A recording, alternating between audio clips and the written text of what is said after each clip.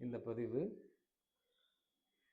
ஆவி பிடித்தல் அப்படின்றது, அதாவது ஸ்டீம் எடுக்கிறது அப்படின்னு சொல்கிறது ஆங்கிலத்தில். ஆவி பிடித்தல் ஏன் இந்த அதாவது மழைக்காலங்கள், குளிர்காலங்கள், குளிர்ச்சி மிகுந்த நாட்களில் நிறைய பேர் சிரமப்படுறது. அதாவது உடலில் வாத பித்த கபத்தில் இந்த கப உடம்புக்காரங்கள் ரொம்ப சிரமப்படுவாங்க. அதே போல் வாத உடல் உள்ளவங்களும் இந்த மழைக்காலங்கள், குளிர்ச்சி மிகுந்த நாட்களில் அதிக சிரமத்துக்குள்ளாவாங்க. பித்த உடல்காரங்களுக்கு அவ்வளோ சிரமங்கள் இருக்காது. இந்த நாட்களில் நீர்க்கோர்வை, அதாவது இன்னும் ஒரு சில பேர் தலைக்கு குளிச்சுட்டு, தினமும் தலை குளிக்கணும், அது அடிப்படை. இந்த பெண்களோ ஒரு சில பேர் தலை குளிச்சுட்டு ஃபேனு கீழே வந்து மின்விசிறி கீழே வந்து தலையை காய வைப்பாங்க. அது செய்யவே கூடாது கண்டிப்பாக. அது செய்யும்போது தலை குளிர்ச்சியாகி அந்த நீர் உள்ளே இறங்கி உள்ளே முழுவதும் நீர்க்கோர்வை கோர்த்துரும். அது ரொம்ப தலைவலியும் ஒரு எரிச்சலையும் ஒரு சுமூகமான ஒரு மனநிலை நமக்கு இல்லாமல் தலபாரம் இதெல்லாம் இருந்துகிட்டே இருக்கும். இது ஒரு சில பேருக்கு இதுதான் காரணம்னு தெரியாமலேயே வச்சுருப்பாங்க. அதே போல் சைனஸ் அதிகமானால் அந்த பின் கழுத்து புடரி அந்த பக்கத்துலலாம் வலிக்கும். இது ரொம்ப சிரமத்துக்குள்ளாவாங்க. அவங்களுக்கெல்லாம் இந்த ஆவி பிடித்தல் அப்படின்றது உங்களில் நிறைய பேருக்கு தெரிஞ்சிருக்கும். அதனால் இந்த ஒரு ஆவி பிடித்தல் முறை ரொம்ப எளிமையாக உங்களுக்கு சிறப்பாகவும் செயல்படும். இதுக்கு என்னென்ன பொருட்கள் போடணும் அப்படின்னா, தண்ணி, வெறும் தண்ணீரை ஒரு நல்ல அகண்ட சில்வர் பாத்திரத்தில் வச்சு நல்லா கொதிக்கணும். தண்ணி கொதிக்கணும்.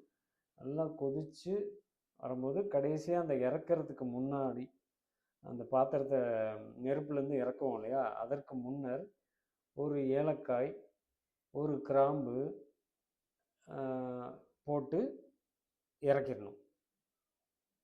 இது ரெண்டும் போட்டு ஒரு 2 கொதி விட்டுட்டு இறக்கிடணும். அந்த கிராம்பும் ஏலக்காயும் தண்ணியில் நல்லா கலந்து அந்த எசன்ஸ் அதில் உள்ள சாறுகள் இறங்கணும் தண்ணியில். இறங்கின பிறகு அதை இறக்கிடுங்க. இறக்கி வச்சுட்டு நீங்கள் அது முன்னாடி உட்காந்து போர்வையை மூடி ஆவி பிடிப்பீங்க இல்லையா, அந்த போர்வையை மூடும்போது ஒரு 1/4 ஸ்பூன் அளவு இல்லை அதோட குறைவாக மஞ்சத்தூள், நல்ல மஞ்சத்தூள், தரமான மஞ்சத்தூளை அதில் போட்டு ஆவி பிடிங்க. நல்லா நெத்தி, கழுத்து, பின் பக்கம், வலது பக்க காது, இடது பக்க காது இப்படிலாம் காமிச்சு அதை ஆவி பிடிக்கணும். நல்லா ஆவி பிடிக்கணும். இது ரொம்ப நேரம் பண்ணக்கூடாது. ஏன்னா சாதாரணமாக வெறும் தண்ணியை மட்டும் வச்சு ஆவி பிடிக்கும் போது நீங்கள் அதிக நேரம் ஆவி பிடிக்கலாம். இந்த கிராம்பு, ஏலக்காய் இதெல்லாம் போட்டதுனால இது ரொம்ப கொஞ்சம் வீரியமாக இருக்கும். அதனால் ரொம்ப நேரம் பண்ணாமல் ஓரளவுக்கு கொஞ்சம் தாங்கக்கூடிய அளவுக்கு பண்ணிவிட்டு நீங்கள் அப்புறம் போர்வை விலக்கி எடுத்துருங்க. போர்வை விலக்கி எடுத்த பிறகு பார்த்தீங்கன்னா நல்லா வேர்த்து தண்ணீர் வெளியில் வரும் முகத்துலலாம். அதை ஒரு துண்டு வச்சு தொடச்சிருங்க. ஒரு துணியை வச்சு நல்லா தொடச்சிடணும், அப்படியே விட்டுறக்கூடாது, தொடச்சிருங்க. இந்த மாதிரி ரொம்ப சளி தொந்தரவு இருக்குன்னா மாலை வேளையில் மட்டும் 4 நாட்கள், அவ்வளோதான், இல்லை அதிகமாக 5 நாட்கள் எடுக்கலாம். குறைஞ்சது 5 நாட்கள். தினமும் பண்ணவே கூடாது. அடிக்கடி நம்ம பண்ணோம்னா இந்த முகத்தில் உள்ள சிறிய வேர்வை துவாரங்கள்லாம் அகலமாகி அந்த போர்ஸ் வந்து ரொம்ப ஓப்பன் ஆகிடும், அதிகமாக திறந்துடும். அது தோல் பகுதியும் விரிவடைய ஆரம்பிச்சிடும். அதனால் அதிக நாட்கள் பண்ணக்கூடாது. 3 நாள் போதும். அப்படியும் சளி நிறையா இருக்குன்னா 5 நாட்கள் பண்ணுங்கள், அது போதும். ஏன்னா இந்த ஏலக்காய்ன்றது உடல் முழுவதும் அந்த வெப்பத்தை கொண்டு போய் பரவ செய்யக்கூடிய ஒரு தன்மையில் இருக்கும். கிராம்பும் அப்படி தான்.